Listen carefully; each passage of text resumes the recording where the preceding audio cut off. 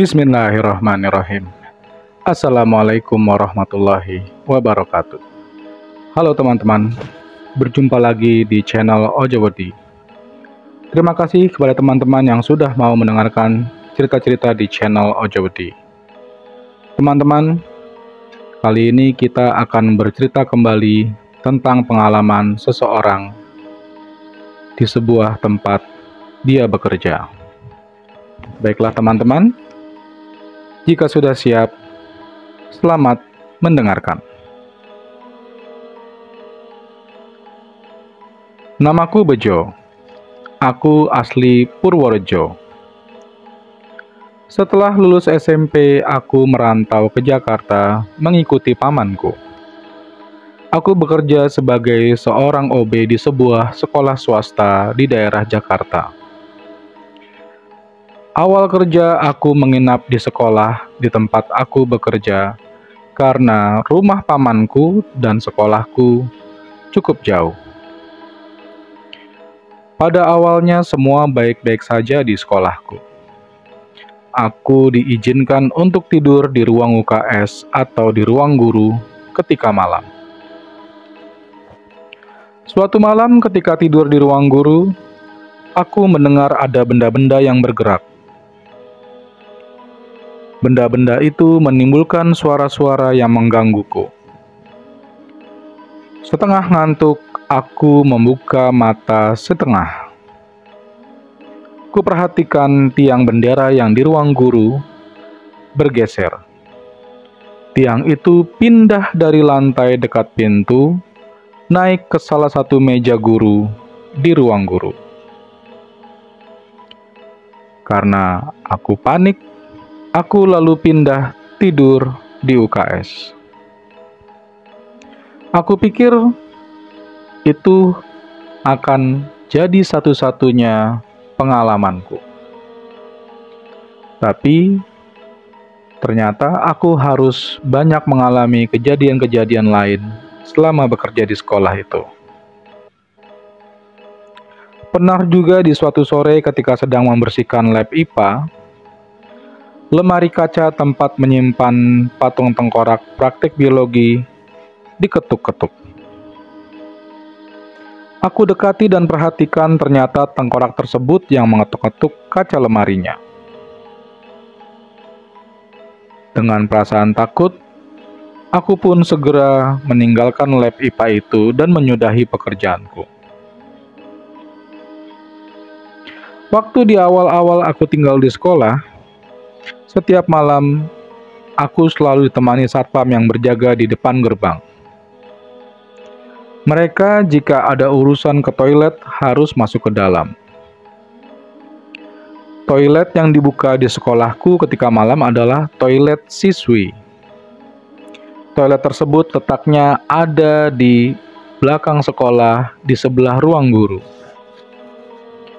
Pernah suatu hari aku melihat satpam sekolahku lari terbirit-birit dari dalam toilet sekolah. Ketika aku tanya kepadanya, dia hanya bilang bahwa dia tidak akan pernah menggunakan toilet di dalam lagi. Namun, ketika aku tanya apa alasannya, dia tak pernah menyampaikan alasannya kenapa.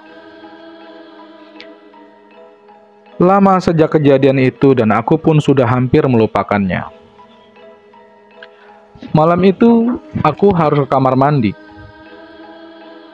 Entah mengapa, aku kebelet BAB malam itu. Perkiraanku mungkin karena hari ini aku terlalu banyak makan cabai. Aku hanya fokus pada rasa mulesku yang teramat sangat. Aku lupa semua hal yang berkaitan dengan apapun yang ada di toilet siswi sekolahku. Hingga ketika aku sedang nongkrong di toilet sambil ngeden, aku menoleh melihat ke bak mandi di sebelah kananku. Lampu yang cukup terang membuat semua tampak jelas ketika itu. Dari dalam bak mandi, aku melihat ada hitam-hitam di dasar kolam. Bentuknya seperti kain yang direndam di dalam bak. Namun, makin kuperhatikan, ternyata itu seperti sapu ijuk, namun banyak dan panjang. Aku hanya berpikir, tadi perasaan tidak ada ketika aku masuk. Lalu kenapa sekarang ada? Sempat aku mengira itu adalah lumut di bak mandi. Namun, makin kuperhatikan, benda tersebut sepertinya naik ke atas bak secara perlahan.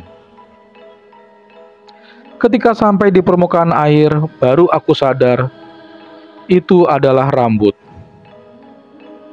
Rambut? Pikirku dalam hati. Rambut siapa ya? Dalam keadaan terperangah dan sedikit bingung, yang tadinya rambut di dalam bak, kemudian lama-kelamaan naik, naik, naik ke atas. Hingga jelas tegak berdiri di dalam bak di sebelah kananku. Itu adalah seorang wanita dengan gaun khas putihnya. Rambut yang panjang hingga ke batas pantatnya. Dia berputar, lalu perlahan melihat dan melotot ke arahku yang sedang jongkok di toilet. Menyadari yang kulihat adalah sesosok kuntilanak penunggu toilet sekolah ini, aku pun lekas lari keluar sambil merasa gemetaran. Aku lari tanpa berpikir panjang. Pelarianku terhadang oleh pintu toilet yang terkunci. Panik yang menyergapku benar-benar membuat otakku buntu. Kunci slot yang sebenarnya mudah untuk dibuka menjadi sangat sulit untuk kuraih dan kubuka. Sementara perhatianku yang terpecah antara pintu toilet dan sosok di bak mandi makin memperparah keadaan. Ditambah kuntilanak itu aku lihat memanjat keluar dari bak dan merayap di tembok berjalan ke arahku. Aku benar-benar takut luar biasa. Tak habis akal, aku pun memanjat tembok toilet itu dan berlari keluar secepat mungkin. Pelarianku dihentikan oleh satpam-satpam di gerbang sekolah. Mereka terheran-heran dan sekaligus tertawa terbahak-bahak melihatku. Bagaimana tidak? Aku berlari tanpa celanaku, dan aku pun belum membasuh bekas BAB-ku. Mereka mengajakku untuk kembali ke dalam dan mengambil celanaku. Aku dan 2 satpam kembali ke dalam sekolah dan ke toilet. Langkah kami terhenti ketika beberapa langkah lagi ke toilet, kami mendengar suara tawa yang sangat melengking. Rupanya kuntilanak itu mentertawai kami, atau aku lebih tepatnya. Kedua satpam itu meyakinkanku untuk terus dan membasuh pantatku yang belum sempat aku bersihkan. Dan mereka pun memintaku untuk mengambil celanaku, sehingga aku tidak berkeliaran tanpa celana. Rupanya, bukannya mereda, suara tawa itu berganti menjadi suara-suara bantingan pintu-pintu ruang-ruang kelas di sekolahku. Kami pun memutuskan berlari keluar karena tak tahan dengan teror kuntilanak tersebut. Aku pun terpaksa meminjam sarung salah satu satpam sekolahku dan terpaksa membasuh pantatku di keran yang ada di halaman sekolah yang biasa digunakan untuk menyiram tanaman setiap hari. Aku sudah kapok tidur di sekolah itu. Aku memutuskan untuk tidur di rumah pamanku sejak kejadian itu. Walaupun jarak rumah paman dan sekolah tempatku bekerja cukup jauh, tapi aku sudah tidak mau mengambil resiko lagi. Kemudian hari, para satpam memberitahu aku jika toilet sekolah memang terkenal angker. Sebelum aku mengalami kejadian tersebut, Salah satu satpam pun sudah mengalaminya. Aku baru teringat tentang hal itu. Namun, aku terlupa ketika aku ke toilet malam itu.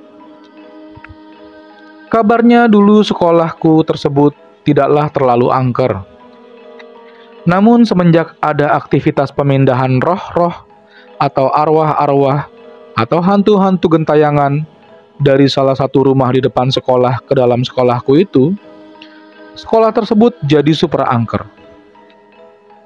Konon katanya dulu ketika ada acara-acara goib di salah satu TV swasta yang isinya para praktisi goib tersebut mampu memindahkan makhluk gaib ke tempat lain, pemilik rumah di depan sekolah menghubungi stasiun TV swasta tersebut.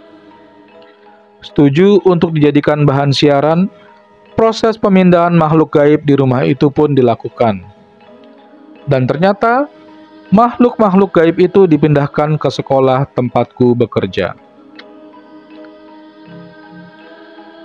Sekolahku sering dijadikan sebagai ajang untuk uji nyali. Tidak jarang orang-orang meminta izin kepada satpam di sekolahku hanya untuk sekedar melakukan tes atau uji nyali tentang seberapa besar atau seberapa berani mereka berada di sekolahku. Tidak jarang juga perguruan pencaksilat atau karate atau taekwondo menggunakannya sebagai ajang uji nyali. Jika dipikir-pikir, padahal tidak ada hubungannya uji nyali dengan bela diri ya, teman-teman. Pernah juga ada acara uka-uka yang diselenggarakan di sekolahku. Rupanya memang sekolahku itu terkenal angker. Selain itu, ada juga rumor lain terkait dengan kenapa sekolah itu angker.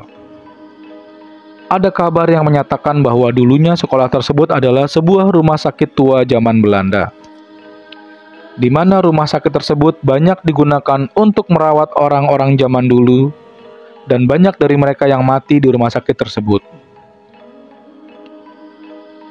Ada juga rumor yang mengatakan bahwa dulu lokasi tersebut adalah rawa dan hutan semak belukar, di mana rawa dan hutan semak belukar tersebut sempat digunakan sebagai tempat pembuangan mayat dan korban-korban pembunuhan. Aku pribadi tidak tahu mana yang benar. Yang aku tahu, malam itu aku menyaksikan sesuatu yang tak akan pernah aku lupakan. Terima kasih teman-teman telah mendengarkan cerita-cerita di channel Ojowedi. Teman-teman, jangan lupa untuk terus mengikuti cerita-cerita terbaru di channel Ojowedi. Terima kasih telah mendengarkan. Wassalamualaikum warahmatullahi wabarakatuh.